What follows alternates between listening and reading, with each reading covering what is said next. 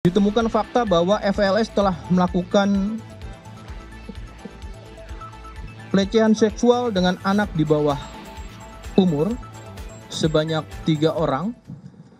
Divpropam Polri telah melakukan langkah-langkah dan hasil daripada laporan kegiatan pemeriksaan pelanggaran kode etik yang dilakukan oleh terduga pelanggar atas nama AKBP FWLS Jabatan Pamenian Mapolri ex Kapolres Ngada Polda NTT, di mana ada hasilnya yaitu wujud perbuatan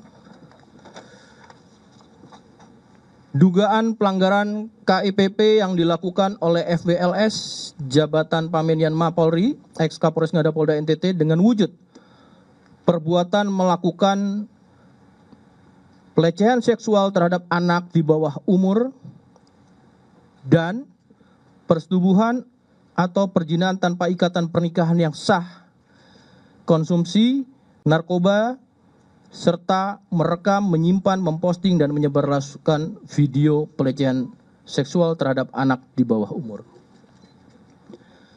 Dengan hal ini perlu kami sampaikan, nanti secara teknis Pak Karwat Prof akan menyampaikan kapan proses ini telah dilakukan dan apa yang mendasari proses ini juga dilakukan melalui kode etik. Saya menyampaikan hasil dari penyelidikan pemeriksaan melalui kode etik dari Watprof, ditemukan fakta bahwa FLS telah melakukan pelecehan seksual dengan anak di bawah umur sebanyak 3 orang dan 1 orang usia dewasa. Antara lain, saya akan menyebutkan anak 1, anak 2, dan anak 3. Ya. Anak 1 usia 6 tahun, anak 2 usia 13 tahun, anak 3 usia 16 tahun, dan anak, ulangi, orang dewasa dengan inisial SHDR usia 20 tahun. Sehingga ini bisa diketahui pada konteks sebagai anak dan orang dewasanya. Kemudian tanggal 24 Februari 2025 ini sudah dilakukan penanganan perkaranya oleh Divpropam dan telah ditempatkan secara penempatan khusus. Nanti akan dijelaskan sejak kapan sampai dengan kapan oleh Karwat Prof.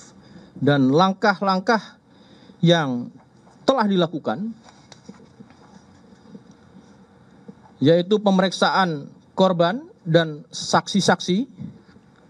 Saksi yang sudah dilakukan pemeriksaan sebanyak 16 orang.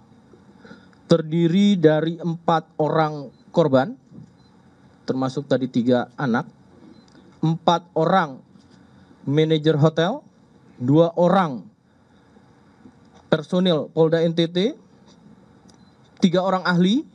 Di sini dalam keahliannya yang bisa kami sampaikan adalah selaku ahli di bidang psikologi, agama, dan kejiwaan, serta 1 orang dokter, dan kemudian ibu korban anak 1. Terhadap pasal yang dilanggar, dengan itu maka dilakukan melaksanakan gelar perkara ke tahap pemeriksaan dan pemberkasan dengan kategori pelanggaran kode etik berat, di mana pasal yang dilanggar adalah pasal 13 ayat 1 Peraturan Pemerintah Republik Indonesia nomor 1 tahun 2003 tentang pemberhentian anggota Polri, pasal 8 huruf C angka 1, pasal 8 huruf C angka 2, pasal 8 huruf C angka 3, pasal 13 huruf D, pasal 13 huruf E, pasal 13 huruf F, pasal 13 huruf G angka 5, Peraturan Kepolisian nomor 7 tahun 2022 tentang kode etik profesi dan Komisi Kode Etik Polri. Di mana pada penjelasannya di sini jelas, anggota Kepolisian Negara Republik Indonesia dapat diberhentikan tidak dengan hormat dari Dinas Kepolisian Negara Republik Indonesia karena melanggar sumpah atau janji anggota Kepolisian Negara Republik Indonesia. Pada berikutnya, setiap pejabat Polri dalam etika kepribadian wajib menaati dan menghormati norma hukum, Dan setiap pejabat Polri dalam etika kepribadian wajib menaati dan menghormati norma agama. Kemudian juga setiap pejabat Polri dalam etika kepribadian wajib menaati dan menghormati norma kesusilaan. Setiap pejabat Polri dalam etika kepribadian dilarang melakukan perilaku penyimpangan seksual atau disorientasi seksual. Kemudian selanjutnya, setiap pejabat Polri dalam etika kepribadian dilarang melakukan penyalahgunaan narkotika, psikotropika, dan obat terlarang meliputi penyimpanan, menggunakan, mengedarkan, dan atau memproduksi narkotika, psikotropika, dan obat terlarang. Setiap pejabat Polri dalam etika kepribadian melakukan perzinahan dan atau perselingkuhan. Setiap pejabat Polri dalam etika kepribadian dilarang menggunakan sarana media sosial dan media lainnya untuk aktivitas atau kegiatan mengunggah, memposting, dan menyebarluaskan pornografi dan porno aksi. Rekan-rekan, proses ini sudah berlangsung dan rencananya nanti akan disampaikan kapan akan dilakukan sidang KKEP oleh Karawat Prof.